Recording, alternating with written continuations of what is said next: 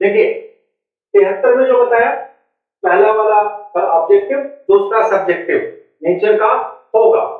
अब इसमें 73 में एक पार्ट और देखना है, दूसरी लाइन जो लिखी हुई है वो क्या है, जरा देखिए।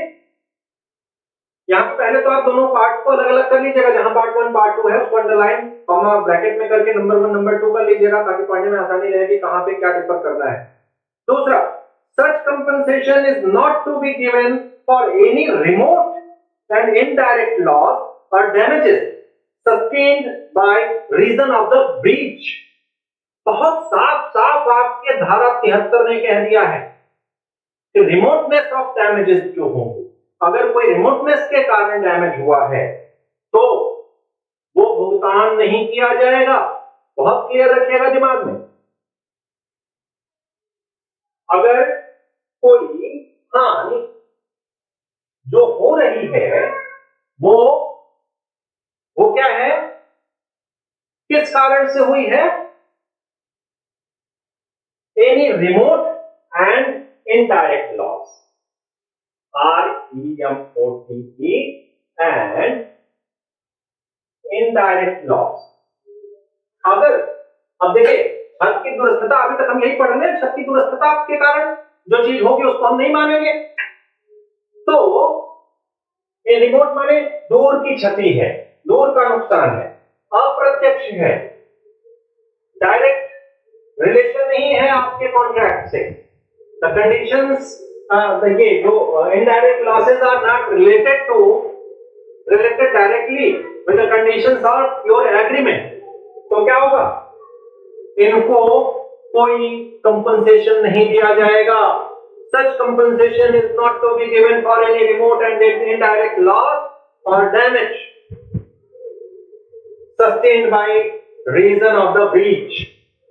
अगर कोई भंग होता है, संविदा भंग होती है और उसमें कोई दूर का या अप्रत्यक्ष हानि होती है तो उसके लिए कोई प्रतिकर नहीं दिया जाएगा। ये 73 का आप कह सकते हैं पैरा 2 कहता है। यहीं तक आप क्लियर रखिए। आगे हम तीसरा इसका नहीं अभी पढ़ेंगे, तीसरा बाद में पढ़ेंगे जब हमको पढ़ना होगा। अब हमें देखना होगा कि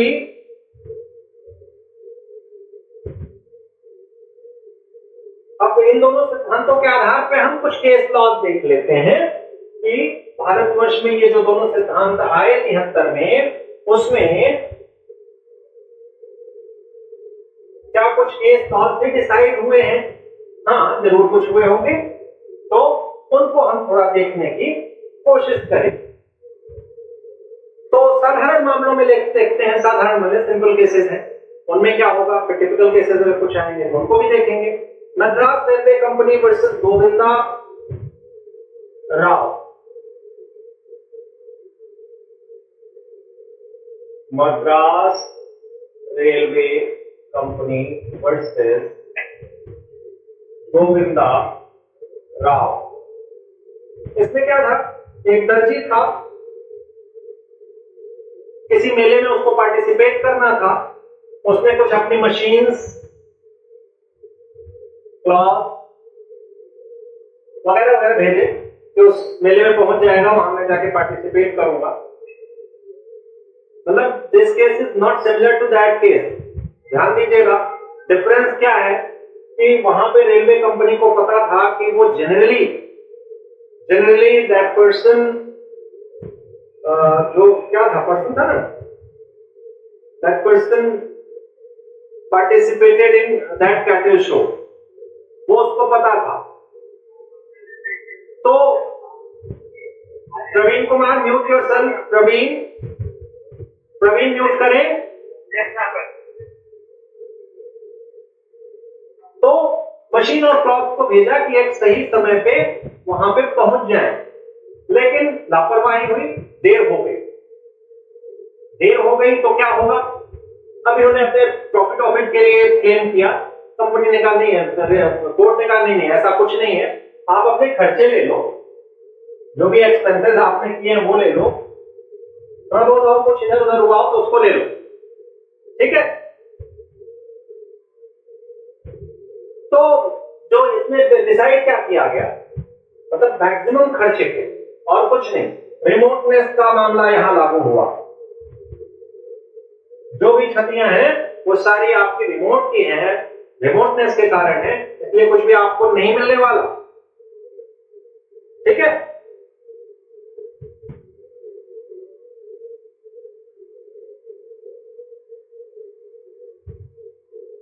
इसी तरह का एक खर्चा और एक केस और है, फजल इलाही। फजल इलाही, प्रवीण म्यूट करो नहीं तो मैं बाहर कर दूंगा अभी। सुन ही नहीं रहे, ये भी चले गए हैं कहीं। Fazal Ilahi versus East India railway company.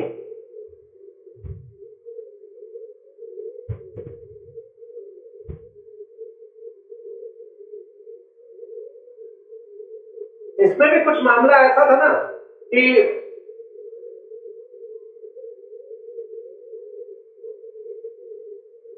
फजल इलाही साहब ने क्या किया था, कानपुर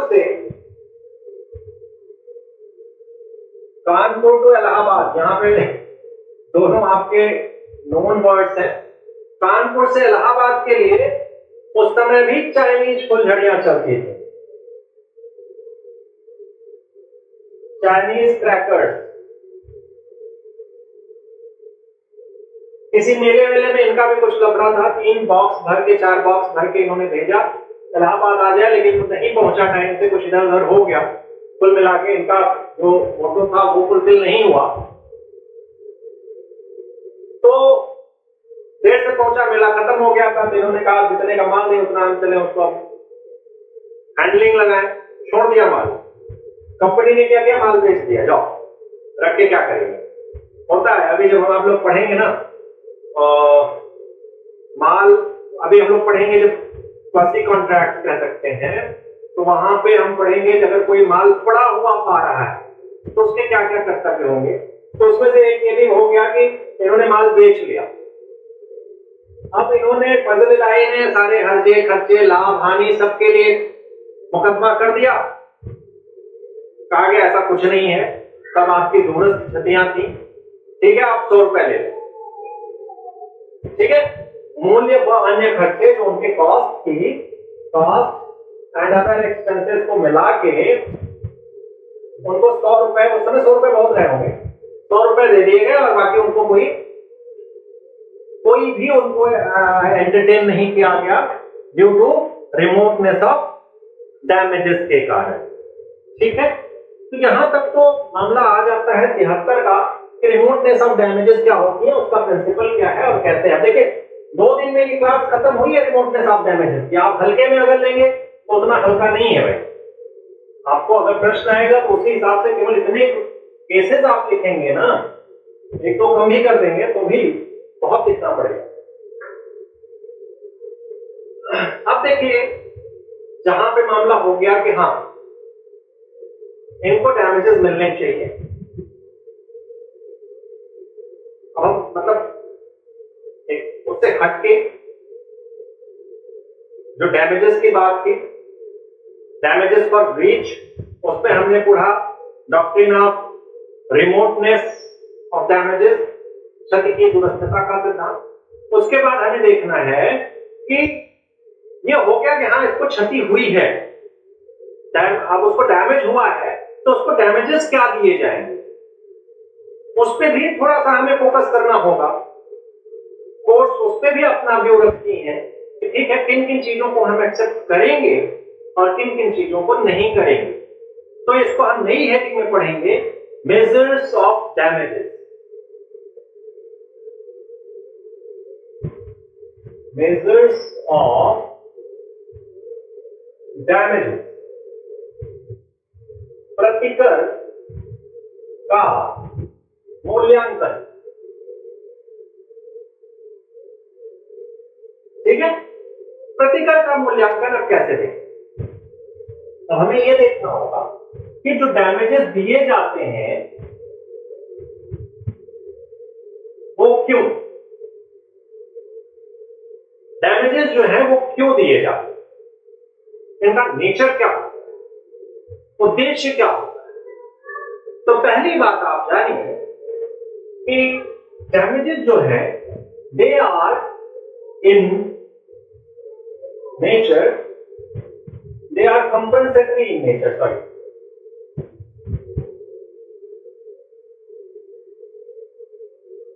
कंपनसेटरी, कंपेंसेशन होता है ना, क्षतिपूर्ति का इनका स्वभाव होता है, कंपनसेटरी इन नेचर, क्षतिपूर्ति। ठीक है, क्षतिपूर्ति को अगर आप समझें तो व्हाट इज क्षतिपूर्ति। हम 5 रुपए की चीज आपसे खरीदने की बात किए थे, आपने ड्यू डेट पे हमें नहीं दिया, तो हम मार्केट में जाएंगे तो हमें वो 7 रुपए की मिलेगी। तो हमें क्षति क्या हुई, हमने कोई चीज 5 रुपए पर यूनिट के हिसाब से आपसे खरीदने का कॉन्ट्रैक्ट किया, ए ने बी से, बी ने उसको बेच कर दिया। ठीक है, दूरस्थता वगैरह सब देख लेंगे, उसके बाद देखेंगे कि लॉस कितना हुआ है। अब इस समय, जिस समय आपने बेच किया उस समय इसकी रेट 7 रुपए यूनिट हो गई, तो हमें क्षति क्या हुई, क्षति हुई ये जो डिफरेंस है 2 रुपए पर यूनिट का। अगर हम आपसे संविदा न किए होते या आपने संविदा एग्जीक्यूट कर दी होती तो हमें ये लॉस ना होता ना, तो इस लॉस को कंपनसेट किया जाएगा ना। तो ये लॉस का कंपनसेशन कहेंगे कि this is compensatory in nature. अब 2 रुपए का हानि हुआ, मुझे 10 रुपए फायदा हो सकता था, आपने नहीं दिया, इस वजह से मैं आप पे 10 रुपए के बजाय 15 रुपए और क्लेम करूंगा, फिर इन्वेस्ट करूंगा, तो ये क्या हो जाएगा। और अगर कोर्ट उसको मान भी ले तो क्या होगा, वो उस नेचर में चला जाएगा कि पीनल, दंडात्मक, पीनल टाइप हो जाएगा उसका मामला, दंड वाला, दंडात्मक स्वरूप हो जाएगा ना। अगर उसको इतना ज्यादा हम हैविली कंपनसेट की जगह पेनलाइज करने के लिए कह दें, पेनलाइज कर दें उसको और उसको कहें नहीं अब ये तुम सारे भरो, तो कहने का आशय ये है कि डैमेजेस का जो होता है वो कंपनसेटरी इन नेचर है, पीनल नेचर का नहीं है। डैमेजेस को दिलवाया जाना, किसी को प्रतिकर दिलवाया जाना क्षतिपूर्ति के स्वभाव का होता है, न कि दंड के स्वभाव का। दंड का उसकी प्रकृति नहीं होती डैमेजेस की। ठीक, तो governing purpose of damages is to put the party whose rights have been violated, जिस पक्षकार के राइट्स वायलेट हुए हैं उसको ऐसी स्थिति में रखना, in the same position so far as money can do so as for his rights have been observed। उसकी जैसे पुरानी स्थिति रहती है उसमें उसको रख दो, नुकसान न होने पाए। ये प्रतिकर का स्वभाव होता है, प्रतिकर क्यों दिलाया जाता है। ठीक है, अब इसको एक उदाहरण से और केस से हम और समझते हैं। इसमें कई केसेस पढ़ने हैं।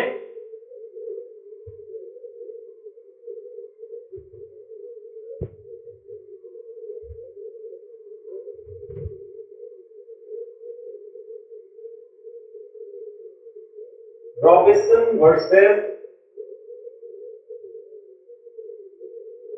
हर्मन।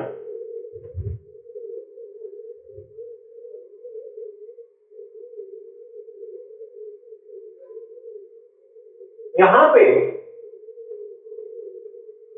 एक लीज लेने का एग्रीमेंट किया जाता है। ये लीज देंगे, ये देंगे, ये लेंगे। लीज माने पट्टा, किसी जमीन का, किसी भूमि का, किसी भी चीज का पट्टा हो सकता है। वो एक रिमूवेबल प्रॉपर्टीज का ही पट्टा होगा, हिंदी में पढ़िएगा।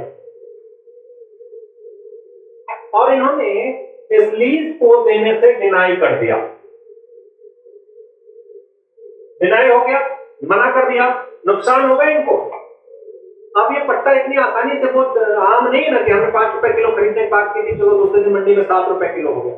एक हमने रिमूवेबल प्रॉपर्टी ली, जिसको हमारा बहुत पर्पस सॉल्व होने वाला था, बिजनेस होता, बहुत कुछ होता, तो आपने एंड मौके पे मना कर दिया, नुकसान बहुत ज्यादा हुआ। तो इसमें कोर्ट ने कहा ठीक है, इनको जितना नुकसान हुआ है, अगर ये बिजनेस करते, क्या कहा गया था कि जो इन्होंने एक कुछ तो लीगल खर्चे हुए होंगे, लीगल एक्सपेंसेस हुए होंगे, उसको तो plus also for the profit which he would have been earned if lease had been granted to him, वो सारे प्रॉफिट भी दो। ठीक है, तो ऐसा कुछ कहा गया कि प्रतिकर का मूल्यांकन करने में ऐसा भी अप्रोच रखा गया है। कहने का आशय ये है, ठीक है, कि वो लीज तुरंत नहीं ना कहीं मिल सकती, इसके पीछे बहुत सारे तंत्र रहे होंगे कोर्ट के, तो आप इसको यहाँ पे ये फिलहाल रखिए दिमाग में। आगे देखते हैं, एक केस और है, उसमें क्या होता है, हमें लगता है पहले ज्यादा लापरवाही होती सरकारी तंत्र में। Hobbs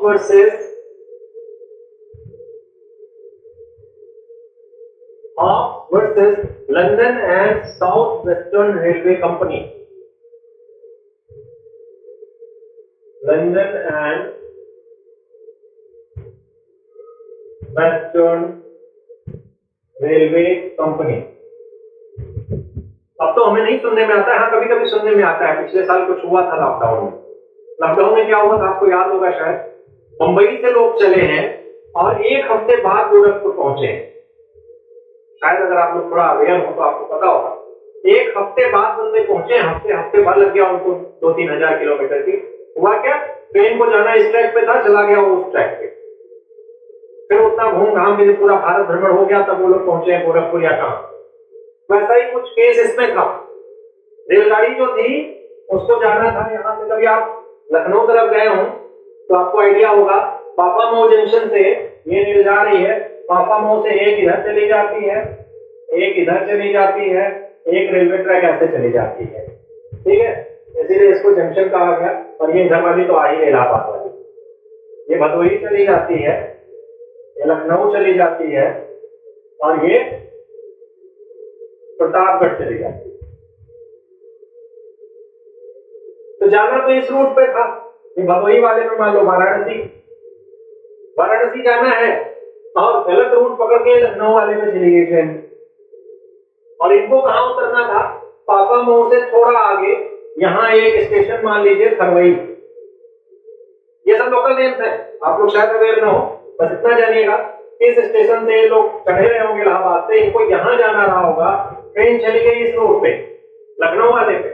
अगले स्टेशन पे पता लगा कि भाई गलत जा रही ट्रेन, तो देखे होंगे खिड़की झांक के, हम लोग देखते हैं ना कौन सा स्टेशन है रात में, तो रात का ही मसला था, तो रात में देखे या कौन स्टेशन है, तो बोले अरे तो इधर वाला आ गया, अरे हमारे रास्ते में थी तो पड़ता ही नहीं, अरे गलत चल रही भैया ट्रेन, इधर जाना।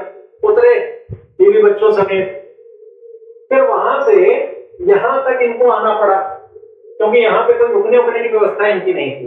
अच्छी खासी ठंडी की रात रही होगी, वैसे भी लंदन में बढ़िया मौसम होता है।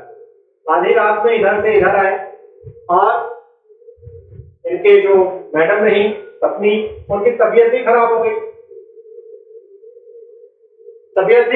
नासाज हो गई।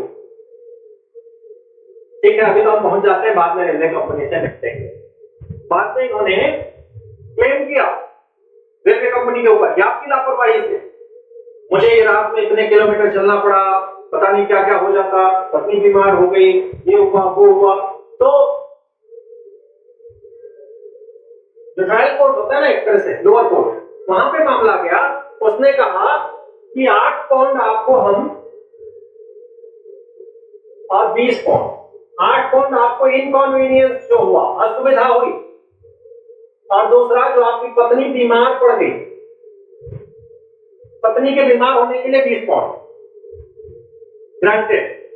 रेलवे कंपनी को लगा था ये ज्यादा महंगा है, रेलवे कंपनी चली गई अपील में। अपील में वहां कहा जाता है ठीक है, देर हुई, असुविधा हुई, सब समझते हैं, लेकिन आपकी पत्नी की तबीयत खराब होना, पत्नी की तबीयत खराब होना रेलवे ट्रैक के इधर जाने से नहीं ना है। और कोई जरूरी नहीं कि आपकी नहीं खराब हुई तो उनको क्यों, उनकी क्यों खराब हुई, तो इसलिए उनका तबीयत खराब होने के लिए हम नहीं देने वाले, केवल 8 पॉइंट पे आप संतोष करो। तो ये इस केस में ये कहा गया। तो मतलब केस टू केस चीजें वैरी करेंगी। क्या कर सकते हैं, न्यायाधीश की जो मर्जी होगी करेगा। एक इसी के बाद तुरंत केस आता है subsequently McMahon, McMahon versus field, लिख लीजिएगा। तो इसी से संबंधित हुआ। इसमें कुछ ऐसी बातें थी, एक स्टेबल, अस्तबल बोलते हैं ना, अस्तबल, स्टेबल क्या इंग्लिश में बोलते हैं, तो वहां पे कुछ घोड़े रखने की संविदा हुई थी, कुछ समय तक रखेंगे, लेकिन उन्होंने उससे पहले ही उसको निकाल दिया। घोड़े बीमार पड़ गए, जाड़े में मौसम खराब था, तो जब खराब था मौसम, बीमार पड़ गए, तो उसके लिए कहा गया कि जो पुराना वाला केस था ना, ये सही नहीं उसमें निर्णय हुआ। निर्णय ये होना चाहिए कि जो बीमारी हुई, जो सारा चीज हुआ, नुकसान हुआ घोड़ों का, उसमें उसको पे करना चाहिए। इस चीज को क्रिटिसाइज किया गया, जो गलत रेलगाड़ी से उतर के इधर उधर हो गया था मामला, गलत दिशा में जो रेल चली, ठीक है, तो यहां क्रिटिसाइज किया गया है।